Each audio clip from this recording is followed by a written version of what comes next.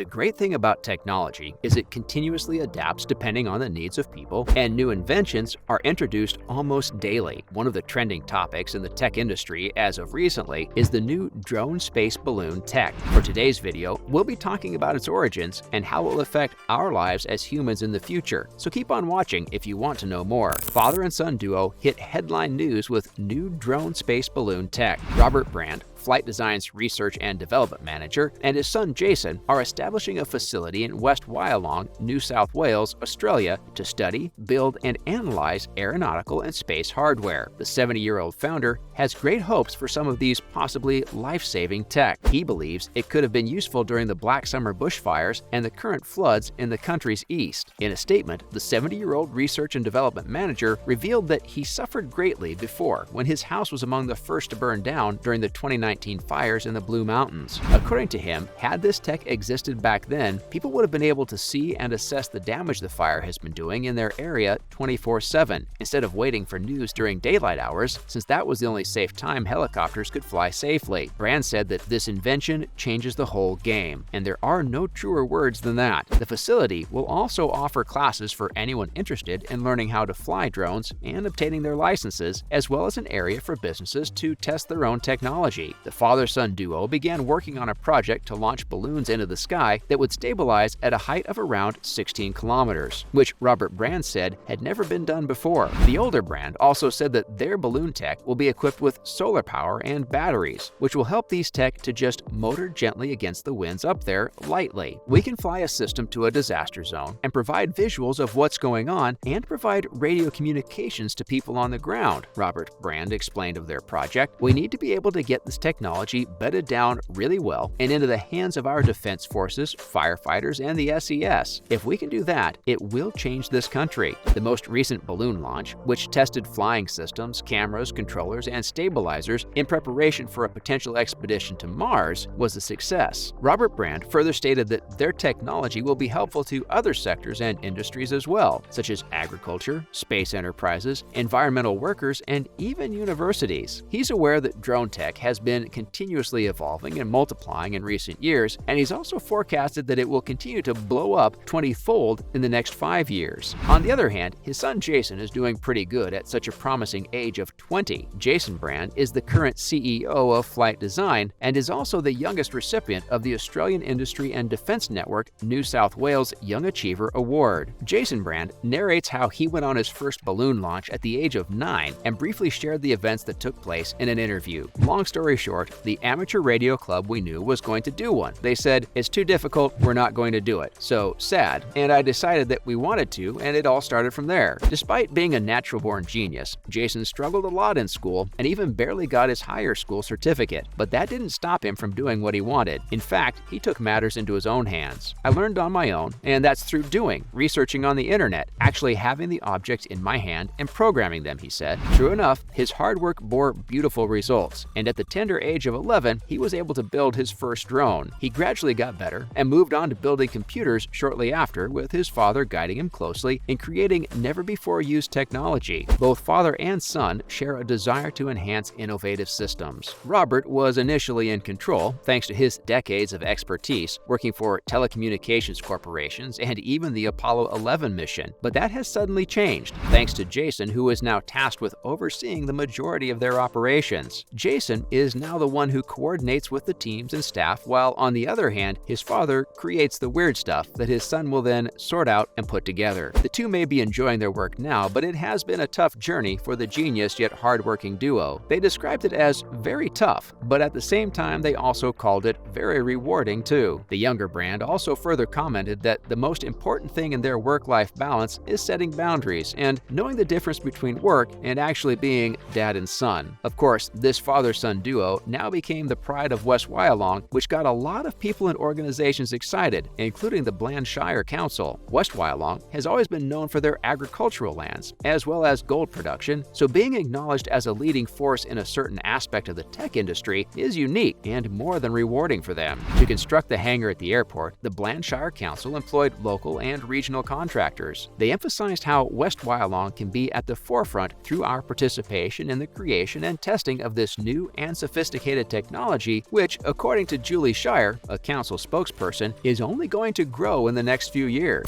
The Halo, a balloon drone that's not menacing, and how it changed the game. Balloon drones aren't new. In fact, they've been in the market for many years now, but that doesn't lower their demand, since there are many uses for this wonderful piece of equipment whose form has evolved over the years. Probably one of the most notable ones is the Halo drone, which made its debut back in 2017. Most frequently used in shooting footage used in movies and television, the Halo is a quiet drone with an attached digital camera built specifically for filming in tight locations, and it is propelled by helium rather than noisy rotors. This bulbous device bears similarities to a weather balloon and is equipped with a digital camera that is custom-made to film in enclosed spaces. According to Alex Chatham, the co-founder of the Brooklyn-based startup behind the Halo, the device is basically a robotic cloud. The co-founder also said that its specifications made it ideal for safely filming sporting events, concerts, and ceremonies. Not only that, compared to its predecessors, the Halo is quiet and not menacing, so it won't leave you feeling uneasy in its presence. Chatham, his brother Will, and friend Georgi Tushev founded Spatial Drone in 2015 to address what they saw as an unmet need, a drone that could fly above crowds with low background noise and without colliding with walls or other objects. Will Chatham, a veteran of large news organizations, significant businesses, and even artists like Jadakiss and A$AP Rocky, described the device as a helium-filled neutral buoyancy blimp. Unlike quadcopters and other traditional drones, the Halo's buoyancy allows it to float in the case of a total power outage, banging into walls and people without harm. Helium is used because it is inert, fireproof, and non-reactive. This makes it safe to fly indoors, even at crowded festivals if the weather is bad. Unlike most other drones, flying the Halo is a unique experience. With a top speed of 10 miles per hour versus up to 40 miles per hour with conventional units, the device is much slower, and its controls can be difficult to learn for those used to propeller-driven vehicles. Despite this, the Halo is proving to be popular with clients, some of whom have an ulterior objective in mind, advertising on the sphere's white area. The New Jersey Devils NHL team commissioned an early version to fly their emblem during a game back then. The drone's first version included stickers promoting the New York City Drone Film Festival and the Liberty Science Center in March of the following year. The Spatial team intends to capitalize on this early enthusiasm by incorporating flexible screen technologies, as well as technology that allows the drone to glow in the dark. The Halo, on the other hand, isn't the first drone to be modeled on a balloon. Aerotane, a Swiss startup, launched the Sky, a globe-shaped helium-filled drone capable of high-definition video and safe interior flying, in 2015. Daniel Mayer, Aerotane's CEO, shared how the Sky has a few tricks up its sleeve and said that the drone can take any form or shape once it's launched. In earlier exhibitions, it even took the form of Star Trek's iconic USS Enterprise. Drones' popularity and functionality have skyrocketed since 2017. FAA Administrator Michael Huerta stated in a speech in March of the same year that the agency has received 770,000 drone registrations and given more than 37,000 remote pilot certificates. Drones are expected to be a $127 billion market by 2020, according to a PwC analysis from 2016, with $8.8 billion in media and entertainment alone.